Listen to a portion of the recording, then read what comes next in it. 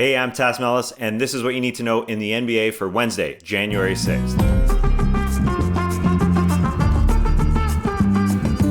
The first thing you need to know is the Lakers have moved into their rightful spot atop the Western Conference standings for the first time this season at 6-2. They are the league's best team, and they have temporarily made me look dumb for taking the Clippers to win the West. Admittedly, they beat up on a banged-up Grizzlies team, but everybody can play in the NBA. You had Jonas Valanciunas for Memphis being a tree in the post. You had Kyle Anderson being compared to Boris Diaw on the broadcast by Grant Hill. I love that comparison. And unfortunately, you had Dylan Brooks being called too small by LeBron James when he sealed this game. Yeah, LeBron putting his hand to the floor, like 6 inches from the floor, saying, this guy is too small. Everybody is doing that in the NBA. Maybe the kids are doing it. I don't know. LeBron trying to stay young. I get it. I'm trying to stay young as well. A team that is definitely staying young, the San Antonio Spurs. I love watching this team play. They beat the Los Angeles Clippers, who have dropped now to 5-3.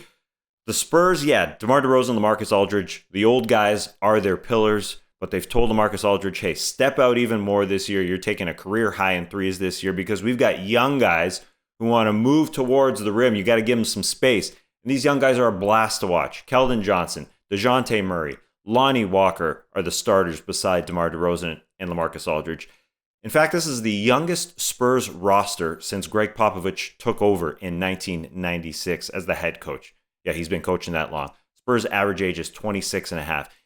And Patty Mills off the bench had a phenomenal game, a career-high 8 threes, 27 points for Patty. He came into this season saying, I'm going to be FIBA Patty. I've sacrificed for a long time in the NBA, but I'm a better player than that. That's one reason I took him on my fantasy team. And he is shooting a career-high 57.5% from three-point land. It's ridiculous. Off the bench, averaging 14 points a game. The Spurs are now at 3-4. Another team we expected to be good this season, the Brooklyn Nets, don't have Kevin Durant because of contact tracing the next few games. One benefit of that, we can just watch Kyrie be Kyrie. And we didn't even get to watch Kyrie all the way down the stretch in this game against the Utah Jazz because they smoked the Jazz. It's a 34-point win. And yes, there is a lot of blowout play happening in the NBA. There's way more play with a margin of 20 points or more this season. Your eyes aren't deceiving you. Seth Partnow pointed that out. Anyway, Kyrie Irving, 7 for 7 in the first quarter. It was ridiculous. Yeah, he ended with 29 in only 29 minutes. It was a blast to watch Kyrie. The Nets had lost 4 of 5 coming in. They are now back to 4-4. And the defensive numbers are good for them. They are a solid team. Already done 1/9 of the season. 4-4. 1/9. Love me some fractions. Moving to Bulls Blazers. I think everybody, if you did tune into these highlights or if you saw anything from this game, you saw Zach LaVine's game winner, and they came back down from 20. The Bulls did to beat the Blazers. I think what you can take from this game, though, is that the Blazers' defense is just not what people expected it to be coming into this season. They signed up Derrick Jones Jr. and Robert Covington in a trade to be their wings alongside Damian Lillard and CJ McCollum and Yusuf Nurkic at the center spot. But man, Nurkic is struggling to guard in space, and then his backup is Enes Kanter, and then Nurkic plays with Carmelo Anthony at times who comes off the bench. That defense, something has to be done there, and they're likely to keep Damian Lillard and CJ McCollum there in the backcourt. The wings are there. It sort of emulates how they got to the Western Conference Finals in 2018, a couple of years ago. But the Blazers sit 29th in defense, second last in defense after all of those changes. And those new wings are unlikely to go anywhere, and the backcourt is unlikely to go anywhere. I think it has to start with the center spot. Those bigs just got to get more mobile. Nurkic, Kanter, and Melo, who operates as a pseudo-big. There has to be more mobility on the back end. One thing that's unfortunate is the Minnesota Timberwolves start this season. Karl Anthony Towns, after his tumultuous offseason, losing his mom, so many family members and friends going through COVID-19 crises, started this season 2-0. Things were looking great.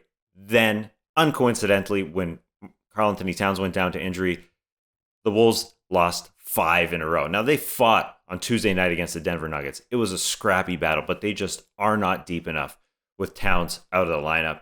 Ricky Rubio's return to Minnesota hasn't helped enough. I'm kind of surprised he's coming off the bench and not sort of solidifying the starting lineup that, again, just isn't deep enough to be along with D'Angelo Russell, who Karl Anthony Towns' buddy that they brought in last year, is just not good enough. They need Towns back. It's as simple as that. Everyone can play in the NBA. Every Timberwolf can play.